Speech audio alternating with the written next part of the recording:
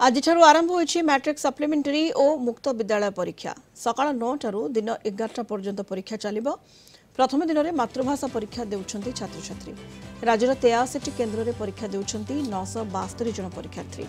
121 परीक्षा केन्द्र में 24,520 जन परीक्षार्थी मुक्त विद्यालय परीक्षा देउछंती। 31 तारिख पर्यंत परीक्षा चलिबो। मैट्रिक परीक्षा रे अकृतकार्य एवं अनुपस्थित रहितबा परीक्षार्थी सप्लीमेंटरी परीक्षा देउछंती।